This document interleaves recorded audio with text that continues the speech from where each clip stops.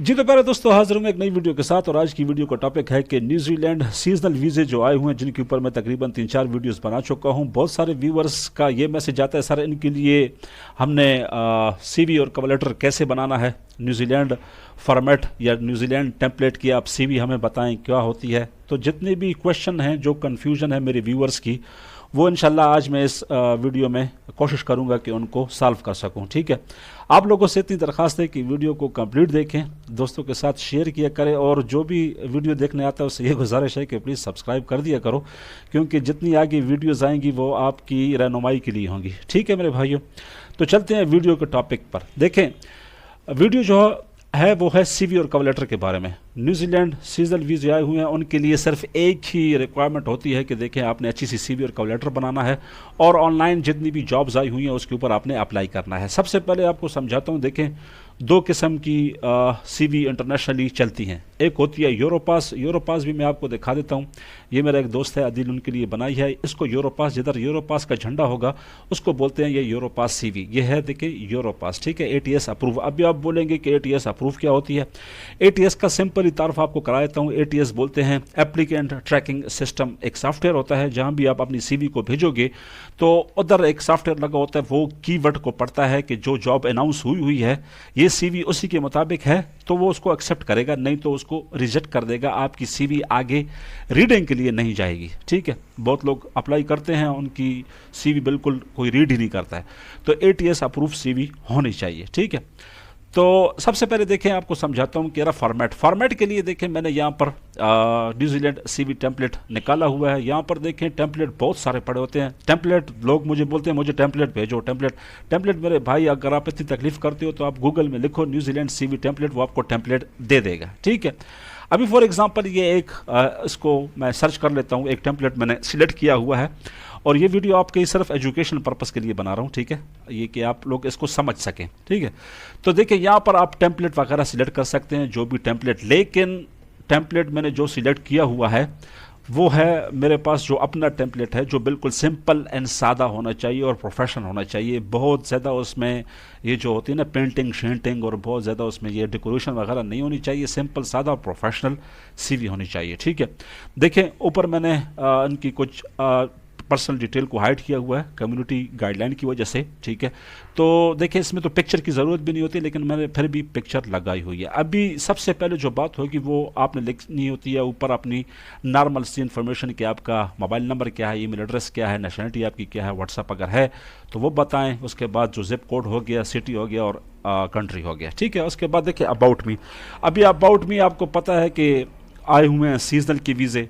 अभी लोग क्या करते हैं कि कोई मैकेनिक की सीवी भेज रहा है, कोई किस चीज़ की सीवी भेज रहा है। सबसे पहले आपको ये पता होना चाहिए कि भाई जॉब्स कौन सी अनाउंस हुई हैं। सीजनल वर्क की है तो सीजनल वर्क के हिसाब से, जिसमें आपने पिकिंग, पैकिंग, खेती बाड़ी हो गई, हॉर्टिकल्चर हो गया, ठीक है, फ्रूट पैकिंग हो गई, warehouse worker, general labour, ये किस्म की हैं, सी फूड वर्कर, इन किस्म की जॉब्स अनाउंस हुई हैं तो उन किस्म की आपने बनानी होती है।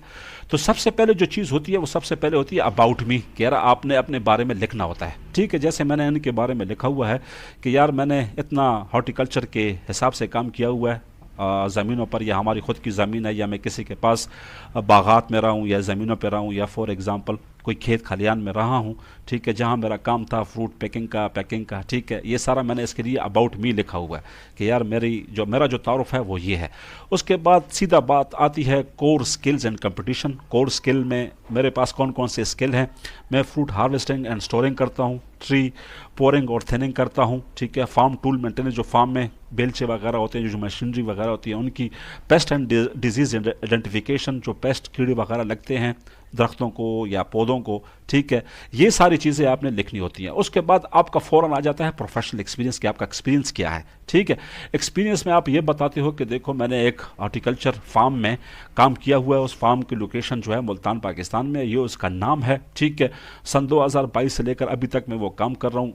उसके बाद आपने अपना एक्सपीरियंस लिखना है कि यार मेरा उधर एक्सपीरियंस क्या था, मेरी ड्यूटीज रिस्पॉन्सिबिलिटीज़ क्या क्या थी, मैंने ये काम किया, वो काम किया, ऐसे किया, ये सब चीज़ें आपने लिखनी होती हैं। उसके बाद आपने थोड़ा सा एजुकेशन के बारे में बताना होता है कि यार आपकी एजुकेशन कितनी है। एजुकेशन और सर्टिफिकेशन, ठीक है। रीसेंट एजुकेशन लिखनी होती है जो आपने रीसेंट डिग्री की हुई होती है, ठीक है।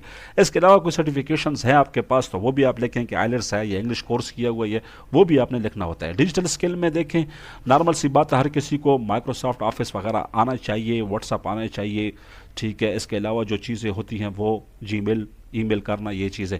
लैंग्वेजेस आप कौन कौन सी यूज़ करते हैं, आपने इंग्लिश के बारे में लाजमी लिखना है, आपने उर्दू और पंजाबी या जो आपकी मदर टंग है वो आपने लिखनी होती है। ये मेरी मदर टंग है लेकिन मैं इंग्लिश बोल सकता हूँ, B1 category, C1 category, A1 category, ये आपने लिखना होता है। डिक्लेरेशन में आपने ये लिखना होता है यार कि ये मैं जो चीज़ें मैं लिखी हैं ये बिल्कुल सच हैं और बिल्कुल हकीकत में मबनी है। ये हो गया CV का तारुफ, ठीक है।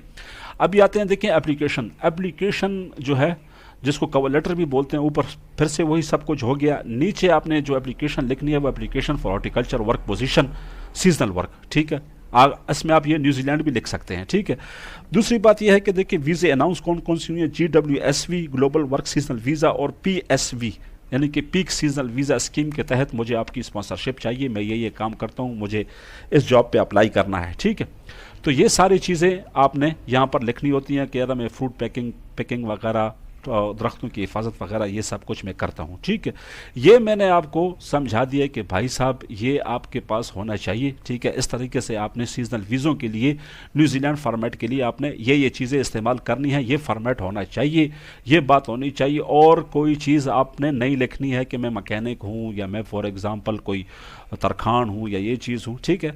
तो ये हो गया। बाकी देखें दूसरा फॉर्मेट होता है, वो मैंने आपको बता दिया है कि दूसरा फॉर्मेट होता है यूरोपास, ठीक है। ये यूरोपास फॉर्मेट है, ये आपने फॉर्मेट नहीं भेजना है, आपने हमेशा न्यूजीलैंड का फॉर्मेट भेजना है। और मज़े की बात यह है कि ये जो न्यूजीलैंड का फॉर्मेट है, न्यूजीलैंड का फॉर्मेट इस्तेमाल हो सकता है UK में, कनाडा में, USA में और न्यूजीलैंड ऑस्ट्रेलिया में, तकरीबन ये सब जगह पर यह फॉर्मेट इस्तेमाल हो सकता है। बाकी इंशाल्लाह आपको मेरा नंबर मिलेगा, आप मुझसे कॉन्टैक्ट कर सकते हैं। ये फॉर्मेट चाहिए तो इंशाल्लाह वो भी आपको दूंगा।